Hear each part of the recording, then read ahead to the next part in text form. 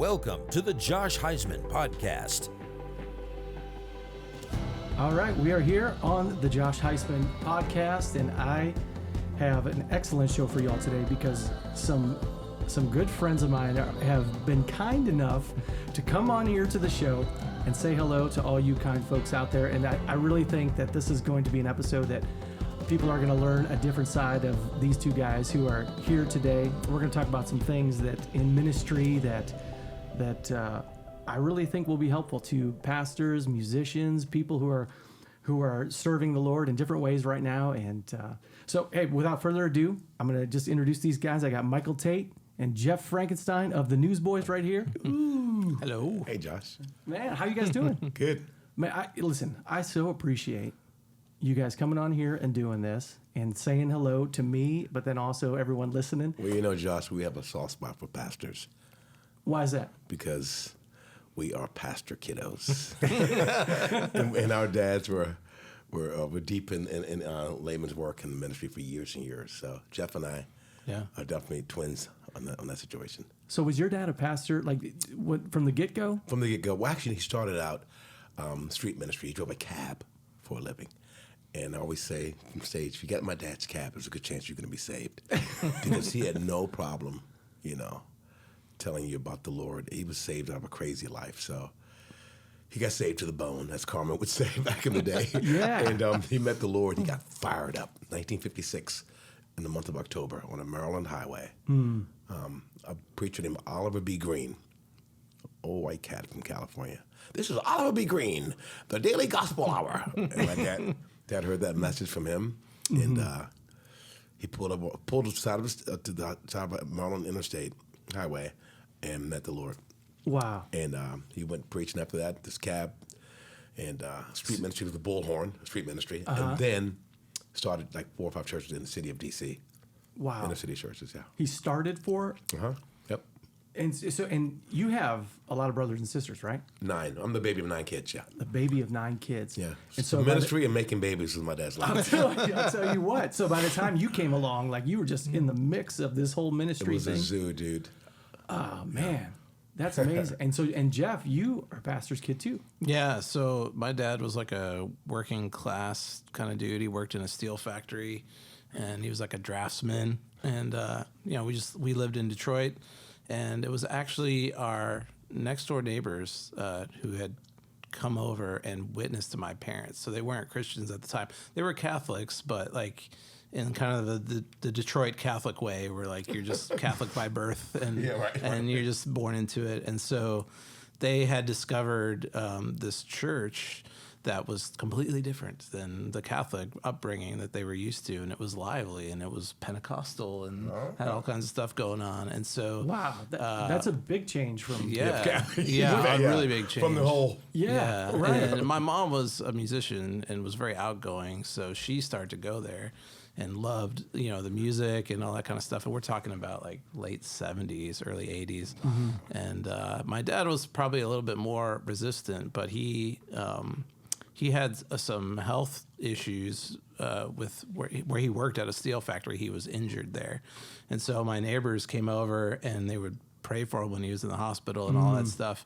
And he had like quite a serious experience with his recovery. And so when he got through that, he decided that he wasn't going to go back to the steel factory anymore, and he went to seminary and became a pastor. And from there on, they did all kinds of stuff, traveled all over the world to Russia, missionary work, all kinds of stuff. So Mr. Frankenstein's preaching, and Mrs. Frankenstein's on the keys. It was like that, yeah. And then I was forced into mandatory service as the piano player. But actually, like Michael, it was a great place to learn how to be in front of people and to roll with the punches and be equipped with a lot of those tools that we were going to need later in our careers. So God for saw that, ahead, as he always does. Yeah. Thank you, Lord, for vision. Yeah. So as you guys were growing up in that in ministry, was that always something that you wanted to be a part of, or so because you're seeing your parents serve in ministry in one way, and you guys aren't doing the exact same thing, but it's ministry. So what was the connection there? Was it something you always wanted to do? Well, I wanted to go into politics. and even wanted to be a pilot at one time. Two things I was really into as a kid. I don't know if Jeff knows this, but I was into wanting to be like a commercial pilot or be like a governor or president or something. And neither one of those worked out. But I did. My dad wanted all the boys. I want you boys to be preachers after me. I want you to know the word. I'm like, Dad, that's what the stuff pastors go through as a kid. And I was like, not today, Dad. In my mind, I'm thinking that. Yeah. But God made me a musical missionary, and I get to share the gospel from stage every night through song and through what we say between the songs. Yeah. And it's just fantastic. We are in the ministry after all. Yeah, and you are, because there's some things I want to get into with you, some stuff you were even doing during COVID when it comes to ministry that I always thought was so cool. Yeah. And I want to get into that in a minute. But Jeff, what song, when you look back on your worship fill-in days, what song is the one that you go, man, there's always those worship songs that become the go-tos, Well, the funny thing is, back in those days, like now, even like Pentecostal churches now are like really organized with the worship. They kind of have the songs picked ahead of time, and you kind of know exactly what's going to happen. They even have like tracks and like all this stuff now. It's very technically advanced. Back when I was doing it as a young man, we didn't have anything like that. In fact, Tate and I joke about this all the time, because my church where I grew up was like a black church for white people. It was like, and the pastor could get up and call out any song at any time, and you had to be on your toes. You had to be ready for it. And like, I'd be sitting next to the bass player, and we'd look at each other and try to figure out what key he was singing. That's right. That is so black church. And everyone just had to jump right in. Yeah, I grew up in a similar experience, and even back in the day, the church I grew up in, we were having the early days of Larnell Harris and all those folks kind of coming through. Yeah. There were some other names I could throw out at you. Yeah. Probably Russ Taff in but there. We were involved in a lot of that stuff, and I call it the heyday of that Christian music era, and so it was fun, man, for sure. It was really fun, but if there was a song, I've probably played As the Deer more than any other person on earth. Oh my gosh. There was those classic. And the funny thing is, we'll be in the bus some nights, and we'll just start bringing up all those old songs from the 80s. On the road we work out. Jeff has a workout program for us. Someone will think singing all those old songs, man. Yeah. We'll just sing As the Deer comes to mind. There was another one, Give Thanks. Oh, Give With Thanks. a grateful heart. And like, what were all like the Jewish songs too? Like, what Yes. was that? Where did that even come from? Did you hear, like, several years ago, Church on the Move in Tulsa, Oklahoma did a throwback where they pulled back all the Jewish beats? Yeah. They rushed down the city. Oh, yeah. They run the wall. We used to do all and then did like 15 songs in a row of the same thing. Oh, it was amazing. I have to check that out. That was mostly Pentecostal driven, wasn't it? Yeah. Like running with the flags and stuff on the church. Yes. Perimeter of the church. Yeah. And that's where they passed out tambourines before the service. Yep. Yeah. And made sure everybody had one. Yeah. We used to have a guy. Who he would bring his own washboard in, and he would play it with a spoon. Yeah. It was amazing. Bring your own instruments, bring your own snake. I mean, whatever you need. That ain't true. It's not true. All right. Now you're hurting me. I don't know if we can go there. Man, so you guys grew up in that environment, and then, maybe both of you could kind of share. Some of your story is well documented here, but I would like to talk more about maybe the faith step of, Michael, you were with a different band at the time when you first came to Nashville. Right. And then Jeff, I know a little bit of your story, but Michael, maybe if you go first, take me to, did you guys all ride to town together? What was the decision? How did you tell your dad, hey, we're going to go to Nashville? I was at Liberty University. Toby Mac and Michael Tait were best friends at Liberty University. Still are best friends to this day. I was a second semester senior when we decided to leave college and start dcTalk. But we met. Our friendships came together, intersected at Liberty University back in the 80s. And we met. Kevin came a year later than I did. I came first. I met Toby that year, and then Kevin came the next year, 85, I think 86. And Toby and I were loosely friends in high school, sort of, because we were rival high schools, Riverdale Baptist and Bethlehem Baptist, Maryland and Virginia. But because he played sports and I didn't, we didn't, hang out a lot. So that be as it may. We go to Liberty. We leave Liberty to go to Nashville in 89, 90 because we got a call. from Forefront Records, home of DeGarmo and Key and Jeffrey Benward. You know it, man. And I thought, man, let's see what happens, you know. So we leave to go, and a little sidebar. At the time, I was being, I was showcasing, if you will, or what do you call that showcasing? I was auditioning for the Gaithers because Gary McSpadden was leaving. Okay. And Gaither thought he wanted me, so Toby and Kevin were like sweating bullets, thinking, man, if Tait gets this gig with the Gaithers, we're screwed for dcTalk. It's never going to happen. And I went back and forth a couple of times to Nashville, and Bill Gaither one day he called me and goes, Michael, you're a handsome kid. You got a great voice, but I work on my falsetto a bit and work on your stage power a bit more.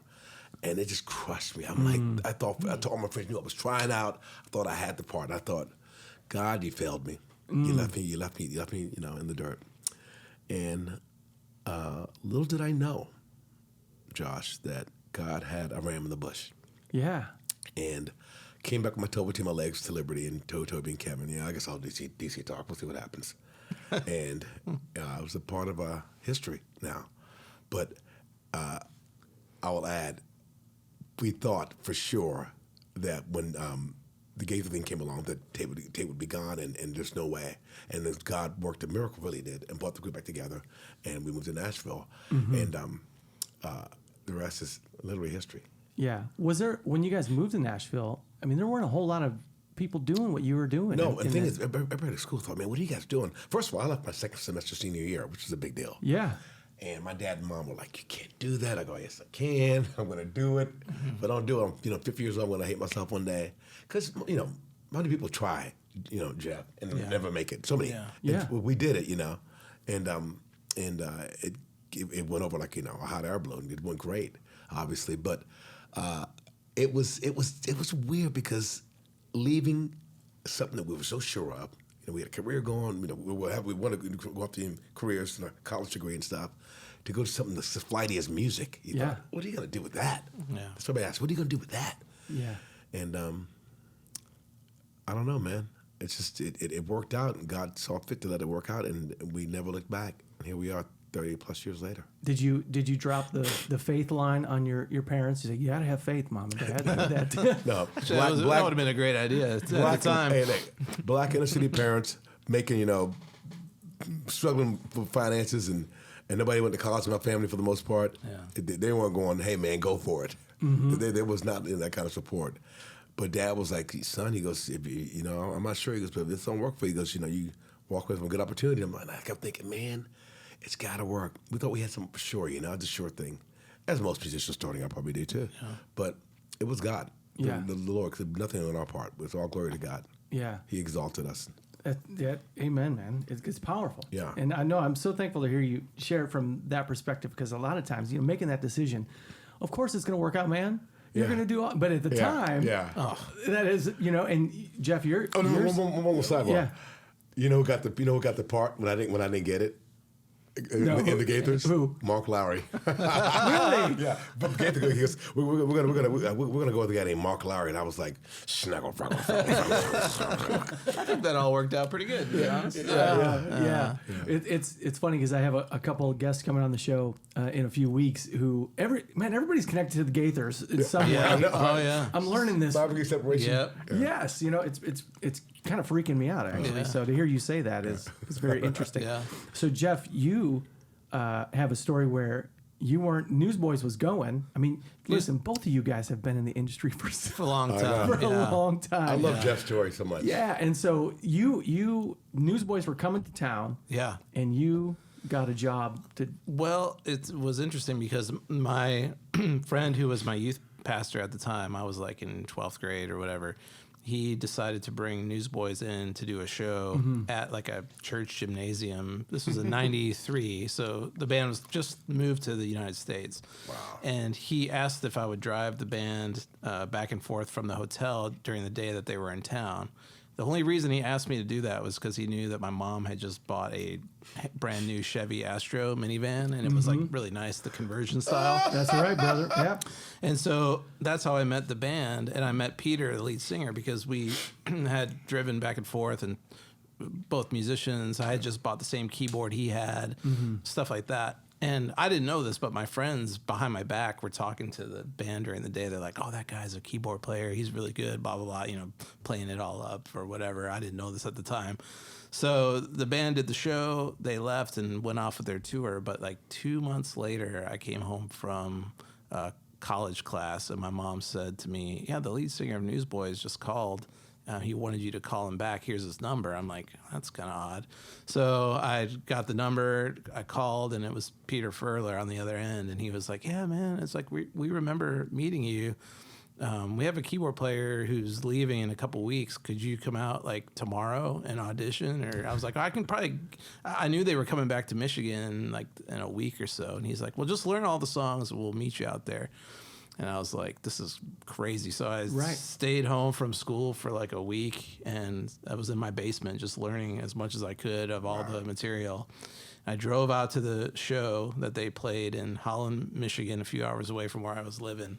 And the band, I mean, we were all such hard workers back then. The band, they were like, "Well, just set up your gear on stage, and we'll just play through all the songs, and we'll listen." And so we did that. And then I ended up playing the show with the band that same night. Okay. In front of like 3,000 people. So you just set up during sound check. Things went well, and they're like, "Ah, why don't you just jump on do there?" the show?" And I'm like, "Okay." And so, so crazy. After the show, it was like really like hard to know whether or not I even got the gig or not. Yeah. So the band, we packed up, and everyone was about to leave, and they're like, "All right, we'll see you in Indianapolis next weekend." Tait knows how our band operates, so he would know that's so pretty good, classic. Like, really so us, it's like.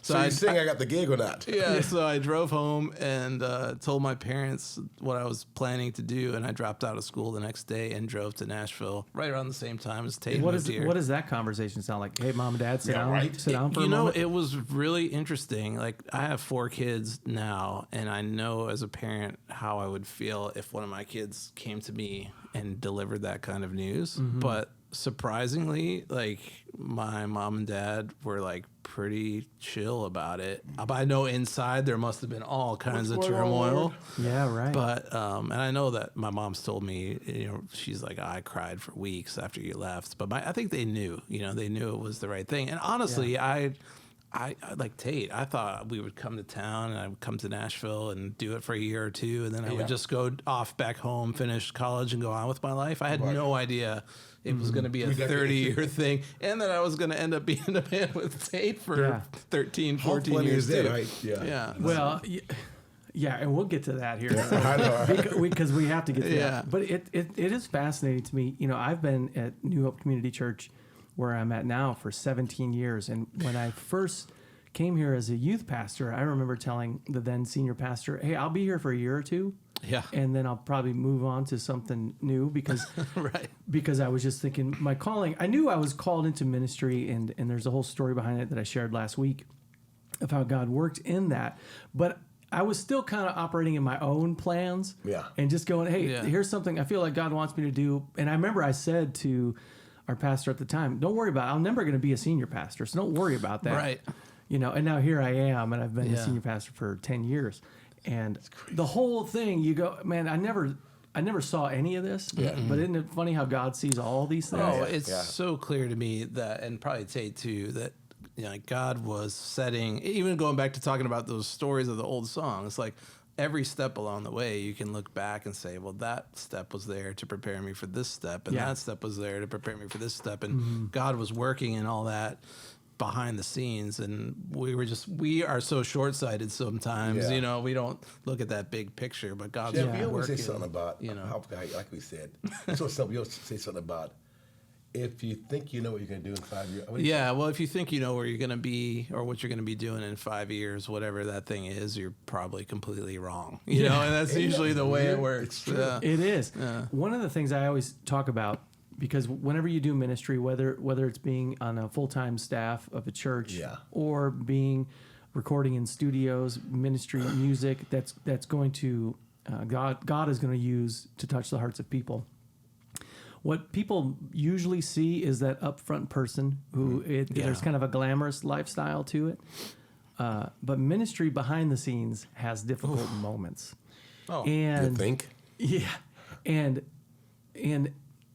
one of the things I've tried to share from the pulpit, but then even also in podcasts like this, is I go back to the calling, because I know in my story, I have a story where I shared with my wife when I went walking around the block and we're praying, God, what is it for us? I had some music things I was trying to do, and I felt like that was something I wanted to do, but there was something that I felt like God was calling me towards, and I didn't know exactly what that was. And we walk around the block and we're praying, and we're going, God, what's the path? Where are we going? And the next morning I get a phone call from my home church saying, have you ever thought about youth ministry? Right. I mean, it was like The next morning. I mean, literally the next morning. And so when I've had times in ministry since then, and there have been many, let me tell you, when I want to just throw in the towel. Oh, yeah. I go back to that and go, but God's been in this from the beginning. So he's carried me through in that, so I can trust and know that he'll do it again. Yeah. You guys have anything like that? Any times where you've had that evident in your calling when you look back on it? Oh, certainly, probably thousands of things like that. I mean, but I will say, like, hearing you talk about the pastor thing being looking more glamorous than it is. I mean, as pastors' kids, we definitely saw the other side. I mean, especially as a kid growing up in a house with a pastor, like your dad was just constantly getting phone calls, constantly going to a hospital or cleaning up a mess somewhere, of just families in the church, and just seeing like almost like what like police officers see or something. You're just seeing the worst all the time, and a lot of time there's nobody. Good analogy, Frank. Yeah, there's like nobody there lifting them up, and I noticed, it could be a very like almost not lonely, but just like you're just constantly on output mode, and a lot of pastors, they have those hearts, like God gives them that heart to serve people, but sometimes it's just a lot. And I will add, we talk about this all the time. Yeah, my dad, like, we tease about it in the black community, but it's true. A lot of kids don't have dads at home, so the pastor is the banker, the doctor, the fight stopper. Yeah. The list goes on, domestic, whatever. But my dad would drive around in this cab, sometimes a church van, and knock on doors Sunday morning to make sure Mr. and Mrs. Jones were going to be there, or Mrs. Jones, because Mr. Jones doesn't exist. He's MIA, or the kids, because it's a small church anyway. He didn't want all the members to be there, Yeah. And we were like, as kids, I was like, why is he doing? Like, he worked all week. Right. He's tired. He, Saturday afternoon visitation about door-to-door stuff, But it's in that a lot of times inner city and in some of the more poverty-heavy areas, it's tough to get people to church, man. Last thing you think about is going to church. Yeah. They're trying to figure out how to feed my little daughter. Yeah. My dad was a worship pastor in our church growing up, and that my church was on the south side of Chicago, and we were I'd say it was about a 20-minute drive to Gary, Indiana. And my dad, who was the worship pastor, who had the lead, took the church bus, and we would go every Sunday morning at around 7:30 a.m., and we would go pick up about 30 kids and moms in Gary and bring them back to the church. And then we would do a couple services, and then we would drive them back after church was over. And I thought everyone lived like this. Like this was the world that it was. And then when I got a little older in school, and I saw, hey, none of my friends are doing. What a labor of love, right? Yeah, true labor of love. And those are probably conversations I still have with my dad. I probably need to talk more with him about that and say, what was going on in your head when we're doing those things? This sucks, man. I mean, it has to be, right? I mean, I know he's human, so he had to be feeling that in there. So just to kind of go a little bit more into that in tough times, have there been like times in your life in ministry that you've looked at as difficult seasons, or times that you really needed someone to come along and pick you up? Oh, definitely. We've definitely had those times. I mean,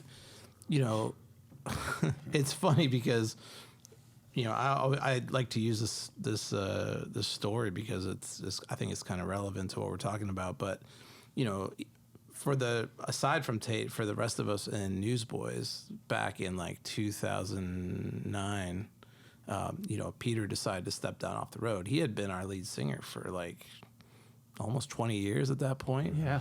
And so we, like I was talking about earlier, we were all really invested in, this is our careers and all this kind of stuff. And I remember one morning, walking into the studio and Peter kind of telling me, look, I feel like this is kind of it for me. I need to be home more. I don't want to be on the road anymore, all that kind of stuff. And like literally that same week I had learned I was going to be a dad for the first time. This was like in 2009.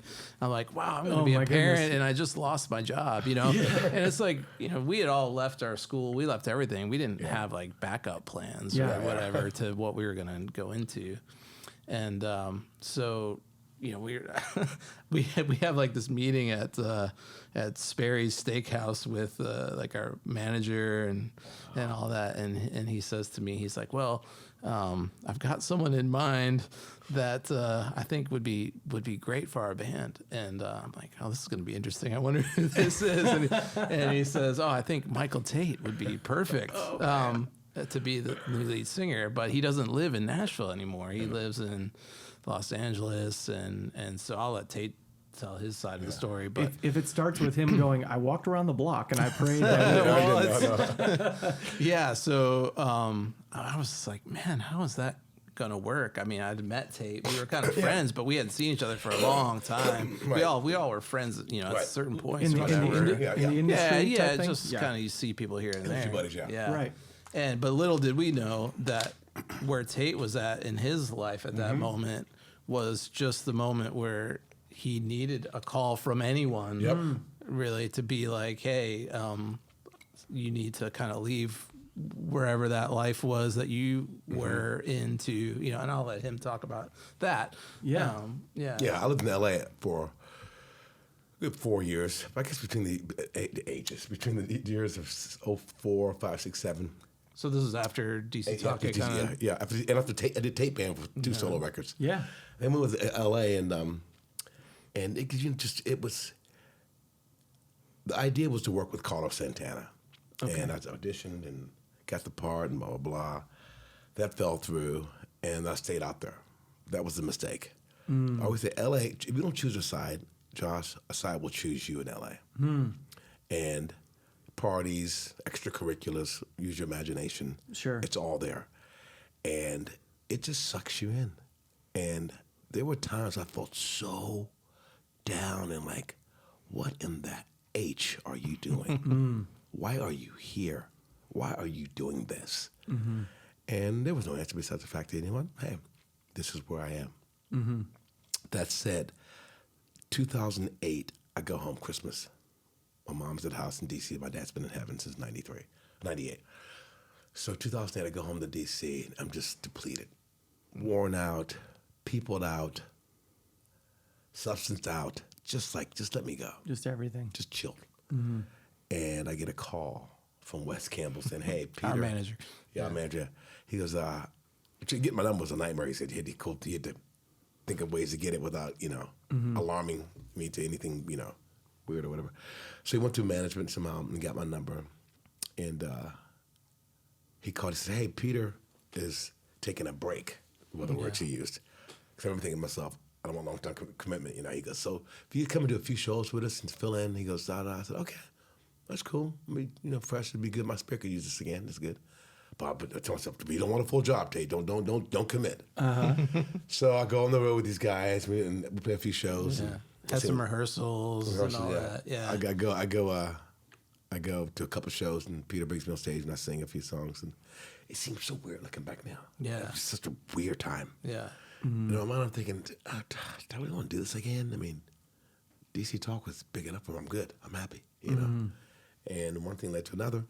Yeah. Started doing these shows, man, and the flower came back. The bloom, and I thought, this is cool. I can do this. I like this. Yeah. And well, you always knew you could do the musical side of it. Yeah. I mean, that was a given, right? Yeah. No question about when that. you say, for those who aren't watching, with your heart, was it really that? Like, was it doubting yourself spiritually, or what would you say it was the whole package, because I allowed myself to open Pandora's box. I've been beat down. Yeah.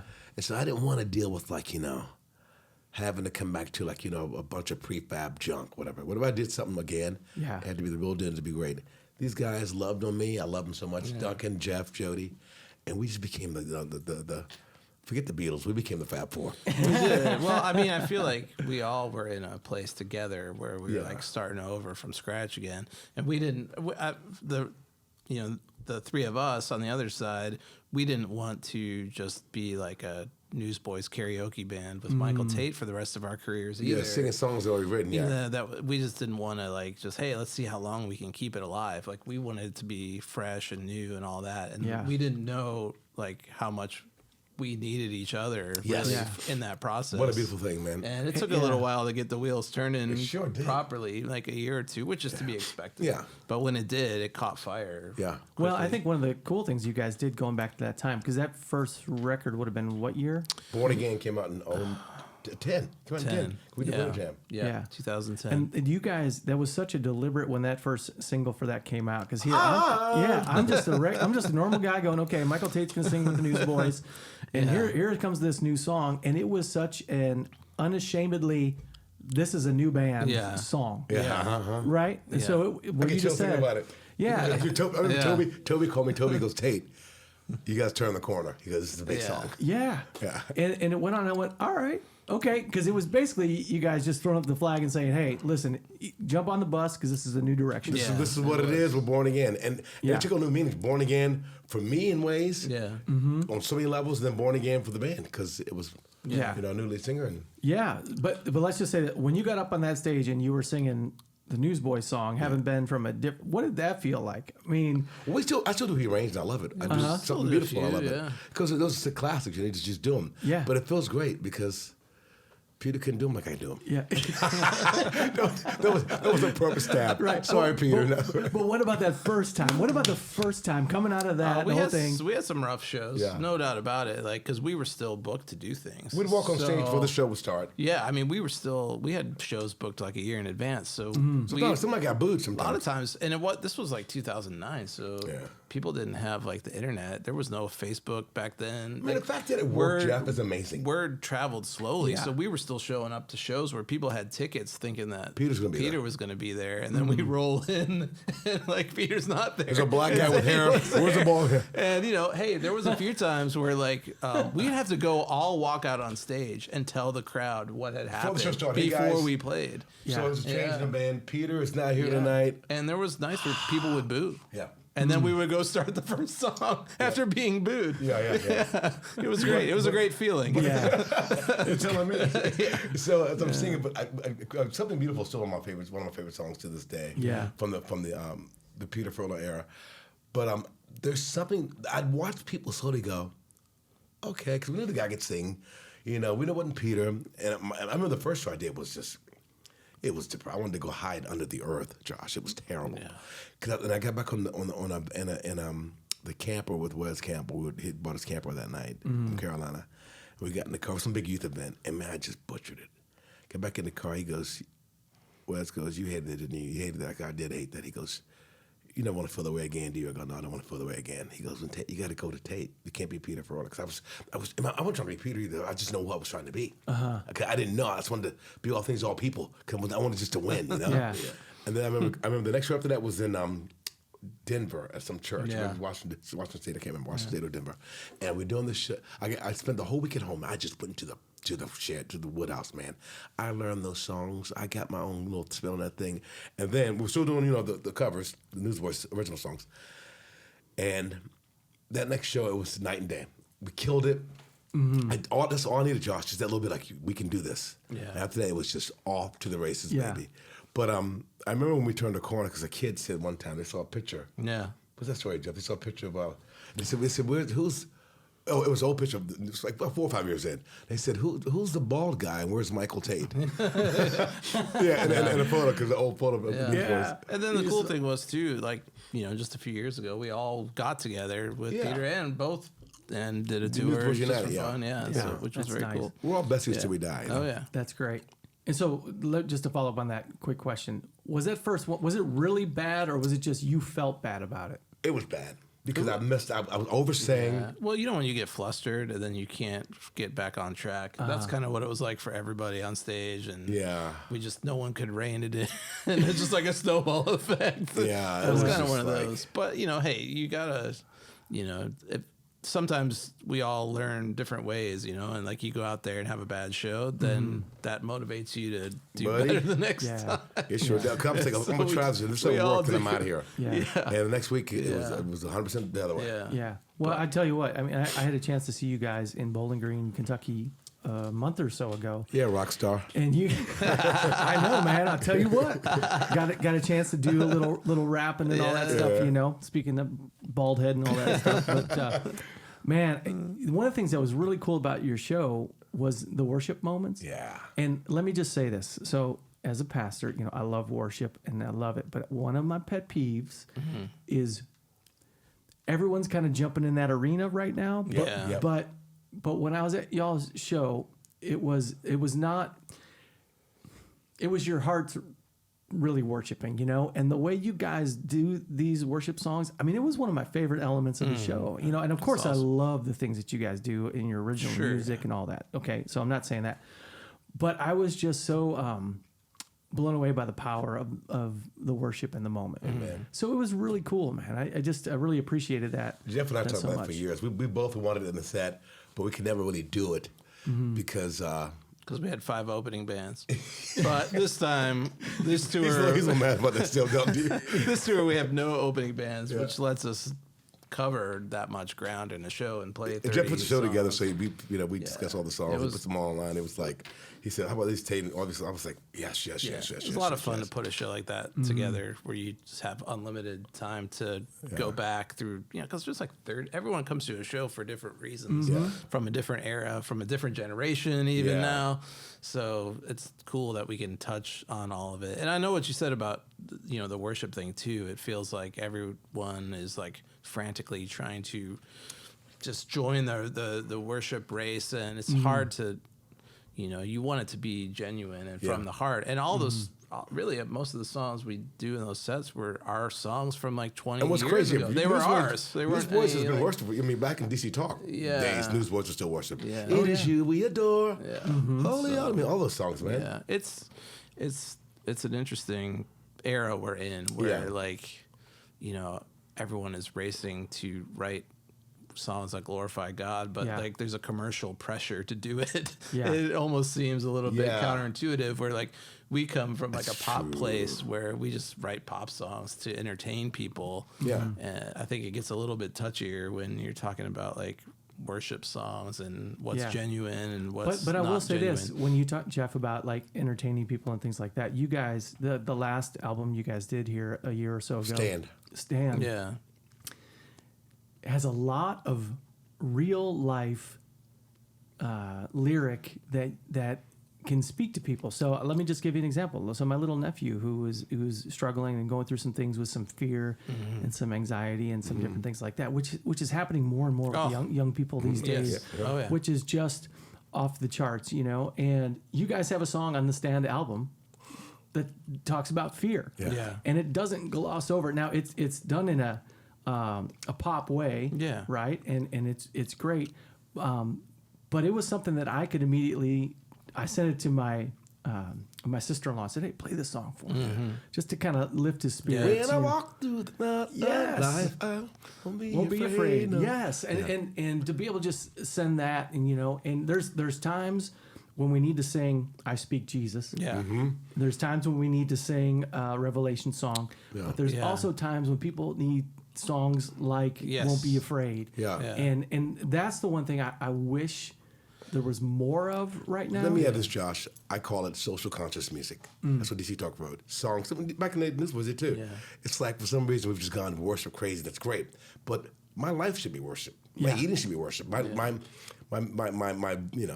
whatever I do, my communication with my loved ones should be worship. Yes. It's all worship to Christ, so it doesn't necessarily pigeonhole to a song. Yeah. So we write songs nowadays. It can be tough sometimes. I don't naturally go to worship stuff. Yeah. We have a new record coming out when it's done. Don't ask when it's done. But a song we have out right now, tentatively called Heaven on Earth or One Way Jesus, we're not sure. But the song is definitely pop worship because I'm like, if I'm going to do this worship thing, I've got to be who I am. And this is really the lane that I understand, I mean, I'm not, I'm not the other guy. I mean, I can, neither there. My point is, yes, all sorts and types need to be out there for the people. Yeah. Not just, here we go, because that's not gonna. Yeah. Yeah. Well, the one thing Reach the masses. the one thing I'll say, it's been out for a while now, and I didn't ask you guys on here to plug what was before, Yeah. but I will be your cheerleader and just say, listen, y'all. I mean, the Stand album.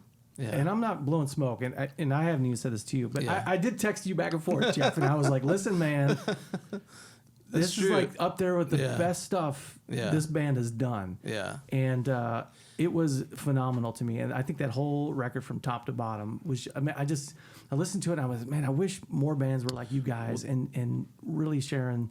That was the What's goal going on? of that record, was to. We had time off, too. We had time off. Obviously, we were shut down from touring, so whatever. But I remember when you texted me when Magnetic came out and all that, and it's tough. I feel like there's the difference between now and then was in the 90s and early 2000s making pop music like we did, there was. Things were not so centralized, like there was, if you came to Nashville during like Gospel Music Week, they would shut down all of downtown and there was like 200 record labels and all the artists and all the musicians and bands would come to town for the week. And it was just like this real festive atmosphere. And that's like completely gone. I mean, there's like three, like in every industry, it seems like in America now, there's like 3 or 4 people who own everything. And if you don't fit through those certain doors, your music kind of gets stuck at certain gatekeepers and it can go to a certain point, but it can't get much further than that. And like everyone always thought that like the internet and streaming would be like this magical thing that would help save us from corporate stuff or whatever, and it did to a certain extent, but it's like I try to explain to people what the 90s was like for Christian music, and when I do, like kids just look at me like, you've got to be kidding, that sounds amazing. Magical time. And it was a time that hopefully we'll get to see again. Yeah. And Well, someone you guys can bring back. You guys were playing. I got to be a guy who just went and bought the product, and checking it out. And I mean, I have my favorite bands, and I've told Jeff this before on the side.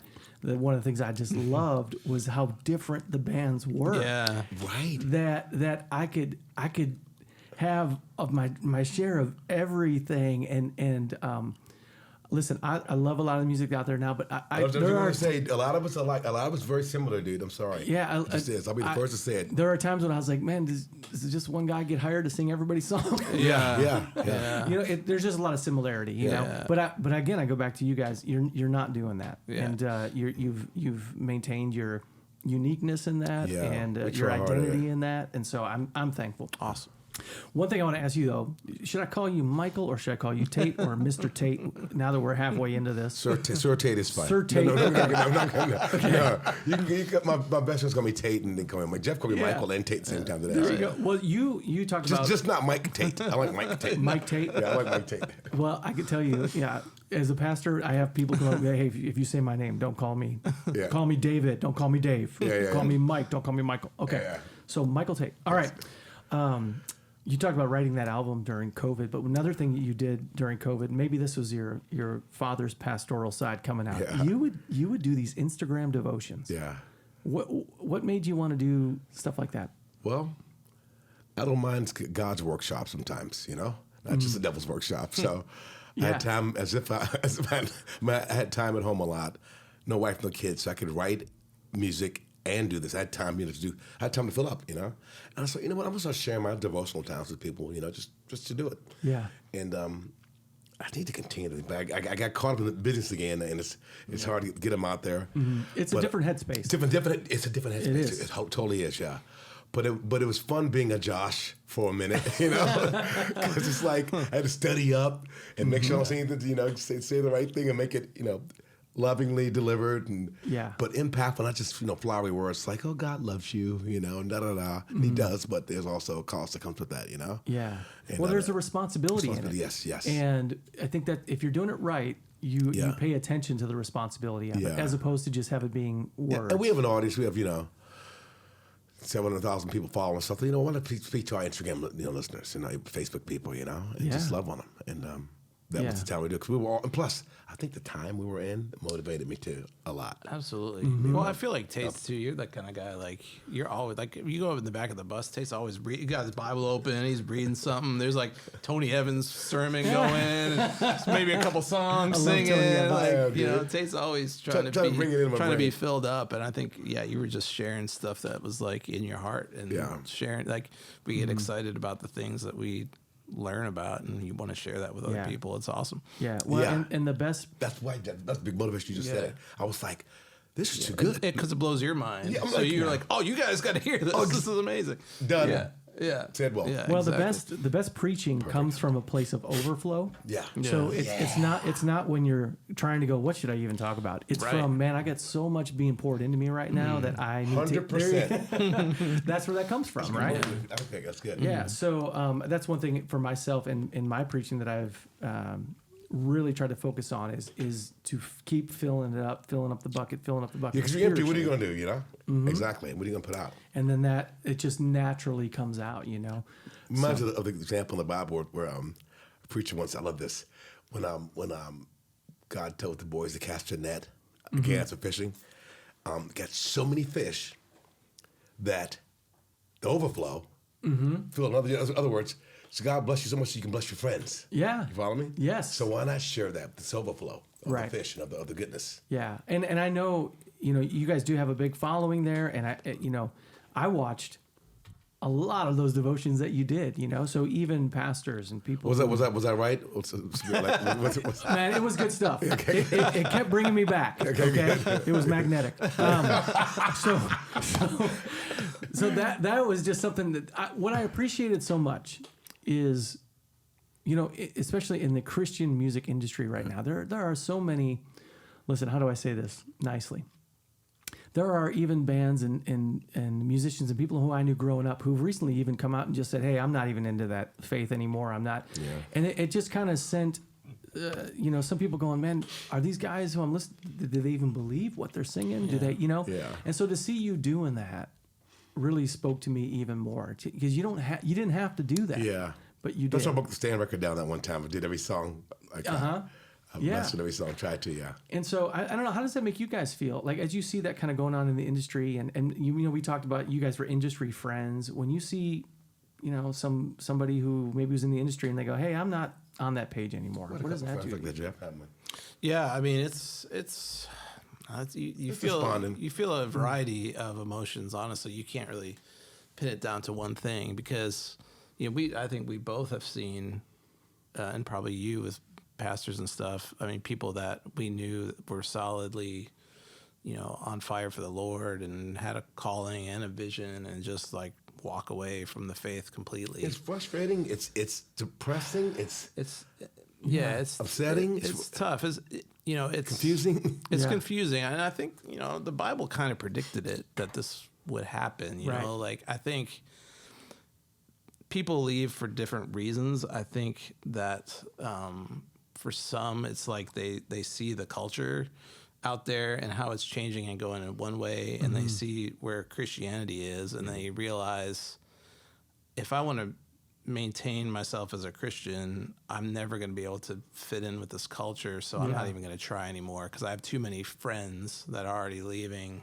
and they're being a part of the culture. Like it's a narrow road, right? And I think the road keeps getting narrower as culture keeps getting scarier. 100%. And I think it scares a lot of Christians too. They're like, I'm jumping out of this because I'm going to just like enjoy the rest of my life, or I'm scared of the commitment or what it's going to cost me. Yeah. Or my friends aren't going to think I'm cool anymore, or I'm not going to be relevant anymore, or it's just the sacrifice is too much. It's easier to let all those people praise you for leaving the faith. As soon as you leave the faith, there's people that, oh, you're so brave. And for me, I'm like, I think the braver thing is to stay committed to where you were. Oh, dude. Like that's the harder thing. But at the same time, I feel compassionate towards those people because I think as Christians, we all have times where we doubt and we wonder, and you all have those deep things. Doubt. We've all been in deep places. But I know for myself personally, there's just too many things in my life that are been right in front of my face where Right. I can't deny that there was a reason for that happening, like we've talked about.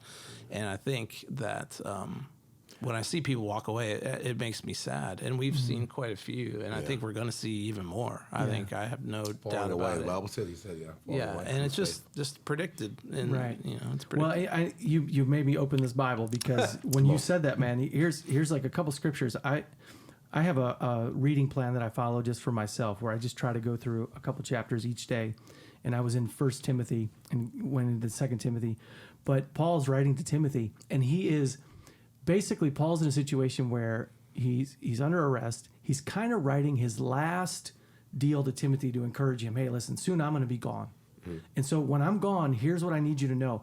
And he says in chapter 4, this is verse 1 and 2, now the Spirit expressly says that in later times some will depart from the faith by devoting themselves to deceitful spirits and teaching of demons, through the insincerity of liars whose consciences are seared. And he kind of unpacks that even more as he continues to go on in these letters.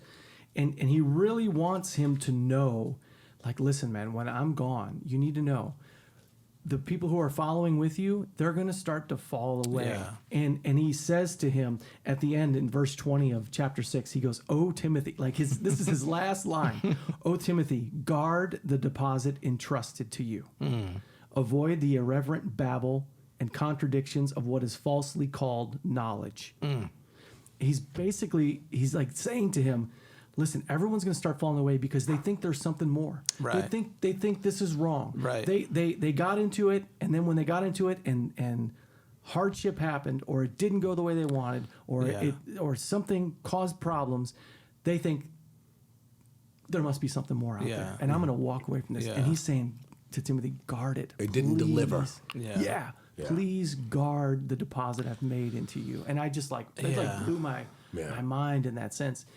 And in ministry, I say we, because we see this all the time. Yeah. Because when you guys know this, when the curtain gets pulled back, and you see the reality of things, it is so easy to go, I'm out. Yeah. Yep. Well, and it's our gut feeling is to run from those feelings of commitment or whatever. Usually when I've talked to people who left the faith, usually comes down to a bad experience with other Christians at some point in their life, or their pastor, or their childhood, or their pastor, or their youth group, or something that I can usually attribute to, people, humans who make mistakes, and it's usually lurking in there somewhere, and so it's tough. But still, I would say with Tait and I, the friends that we know that have fallen away, we're still in contact with. We still love. That's the one thing I think is interesting. Now it's like, so you've got like the gospel and Christians and certain beliefs that are just hard for people who are on the outside to reckon with. And the culture, obviously, like we talked about, is getting so strongly just going in this one direction. And I think the hard part is that, so like, people think that Christians, just because we live by a different set of standards or beliefs or try to live on this path, and that we might not agree with other cultural things, that they think that Christians hate them.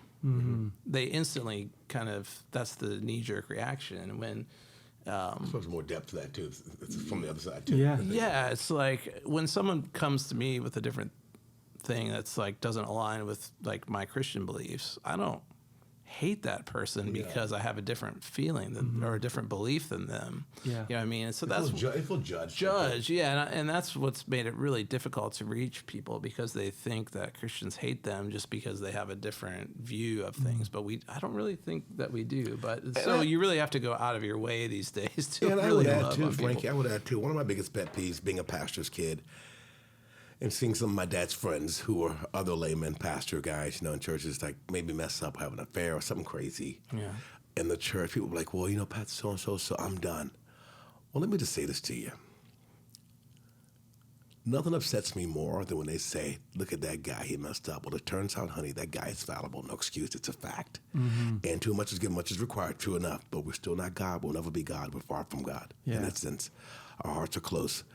and thank God for salvation. But the fact is, Josh, it's like people are going to let you down. Yeah. Over and over again. So don't say, well, he didn't. No, what did God do? God saved you. He made a mistake. He's in your life, yeah. But we can't look at men to be our wherewithal because it'll never happen. They'll fail you every single time. It's just the way it is. And it hurts. It hurts. It hurts. But I think... And I can see how people like, little Suze, who's 16 years old, found out that Pastor Joe had an affair with his, with the deacon's wife. Yes, it's devastating. Yeah. Might leave the church even. Yeah. But don't leave God. God didn't do it.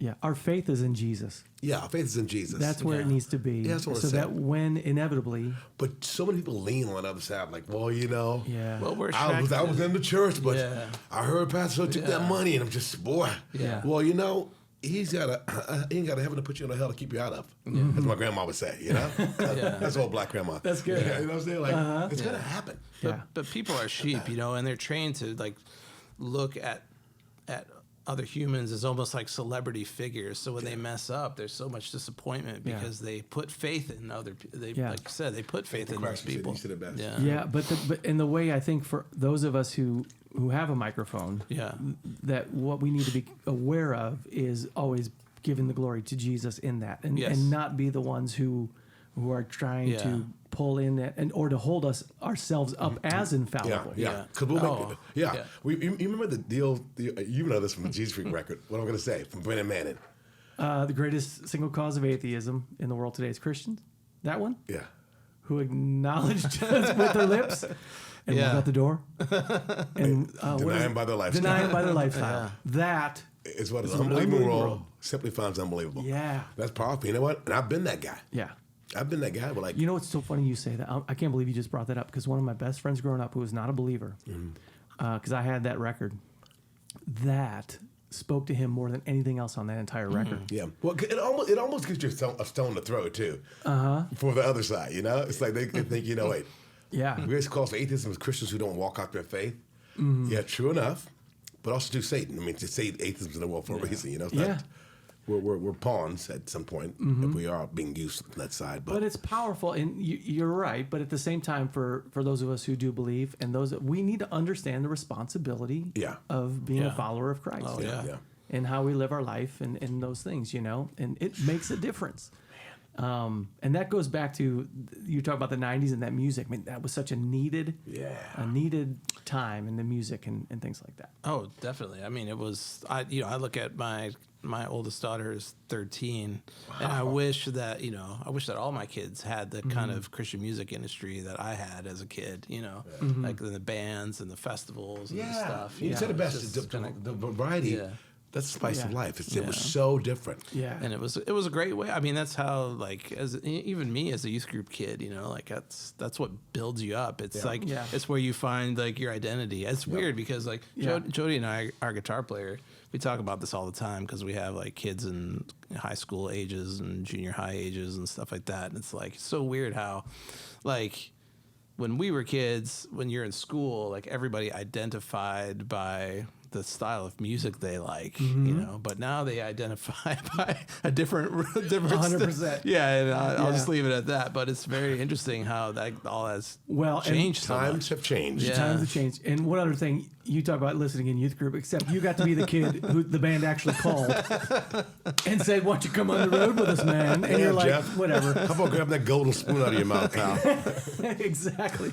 Okay, so let's just kind of wrap this up. I really have loved this conversation and appreciate it. So, but one thing I got to do, I can't let you leave. I'm about to hit you with a dcTalk question. Oh, gosh. That I don't think I've ever heard you answer this before. Well, good. That was a question I never heard before. You've heard it ask, before. are we getting back together and when are we touring together? No, listen, that ain't the question I'm asking. Because that probably, all right. That's a miracle. Unless you got breaking news and we want to chime in with the breaking news. Okay. You heard it here first. Jeff's like, Michael, come on. You're running the show. Welcome to World News Tonight. Yeah. Okay, so now here's a question. And if I ever have Toby on this show, which he doesn't know who I am, so I don't know why he would. But I can make it happen. If I did, I would ask him this question too. And I've always been fascinated. This is 1994 Josh Huisman asking this question right here, okay? You guys come out with Free at Last. Right. Okay, that album sells a lot of copies. It sure did. All right. It was a turning point album for us. The catalyst. All right. So now you see where I'm going. All right. So then the Christian music industry, the way it kind of works is if you have success, you stick with what worked. All right. So you guys then said, let's go make an album that is a departure from that album. All right. And I was in Terre Haute, Indiana in 1990, whatever that was. 5-4. I was a baseball player and I used to travel around and be in different teams, whatever. And I heard that a Christian bookstore had the new single called Jesus Freak. What?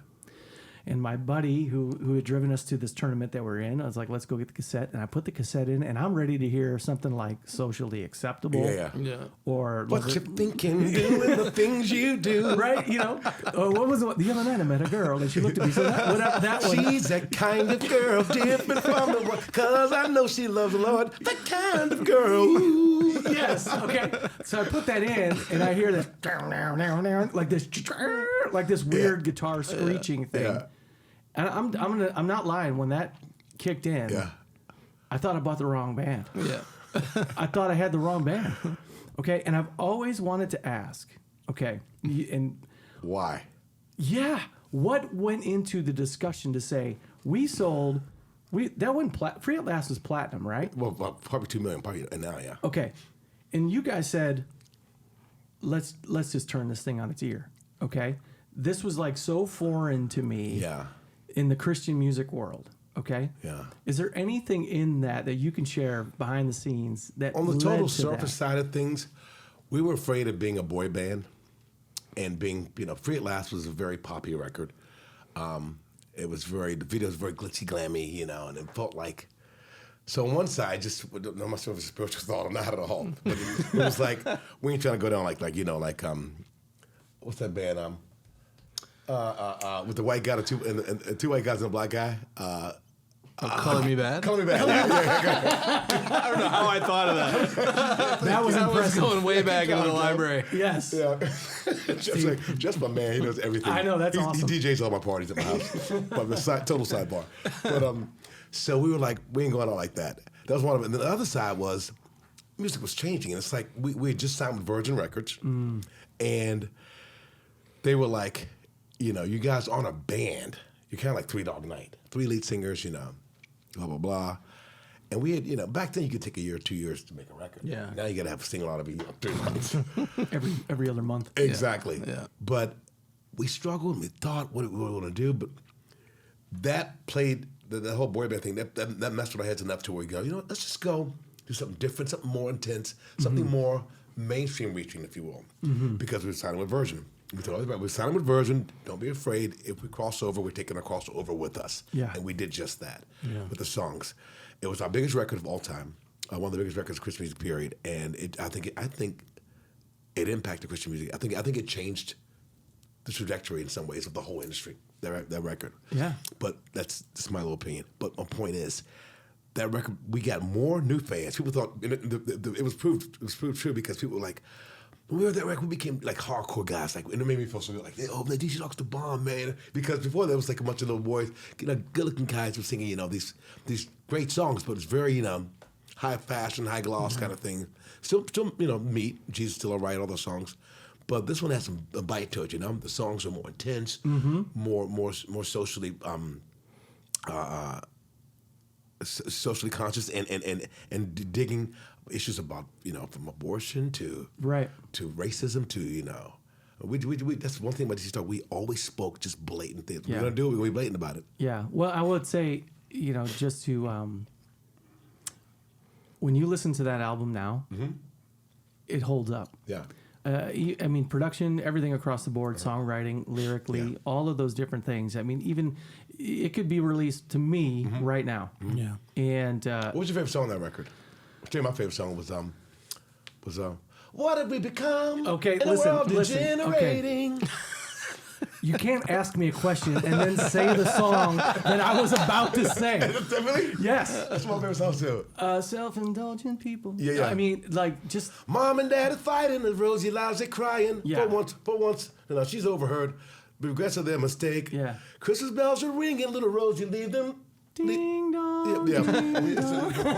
No, the verse about the little girls saying Mom and Dad fight with the fact they were saying what they had her. And so the Christmas gift she gave Mom and Dad, she killed herself. It'll be the pill she take. You want, mom and dad fighting in the room. She's like, "You don't want me? Okay. Will be the pill she takes. Will be the pill she take." Yeah. Yeah, man. Oh. It wasn't something you put on Christmas morning. No. It was heavy stuff, man. But, yeah. But you're right. It was heavy stuff. And if you were to ask me questions, I mean, here's the thing. Jeff doesn't know this. I mean, listen, if we want to go down Newsboys road, we can do that as well. Yeah, sure. It's like one of your first albums was like my freshman year of college was Take Me to Your Leader. Take Me to Your Leader. And probably my favorite Newsboys record. Yeah. The thing about that, like, we were in the same exact boat as what like Tate just described, and it was the same year, in fact. And we got signed to Virgin Records as well, right at the same time. Newsboys used to talk with the two big bands. Yeah. And we were like, we had this. Like there's always this stigma around us, like too much programming or tracks or keyboards, or like they're not a real band, or they don't do this or that. We're like, all right, we're just gonna throw all this stuff out the window, and we're just gonna set up in a studio for Jeff's like Michael Jordan. He's like, and I took that personally.